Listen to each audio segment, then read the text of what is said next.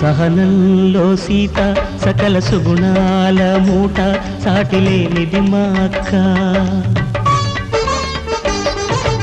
అందంలో అయినా కళాకాంతుల్లోనైనా అందరానిది చుక్క. అష్టసిరులు ఈ రూపంలో కట్టబెట్టినామయ్యా, అలుసు చేసి ఏనాడు కష్టపెట్టబోకయ్యా. అష్టసిరులు ఈ రూపంలో కట్టబెట్టినామయ్యా, అలుసు చేసి ఏనాడు కష్టపెట్టబోకయ్యా. కలకాలము ఏ కలత రాకుండా కొలిచేనంటూ బాస చెయ్యి బావా.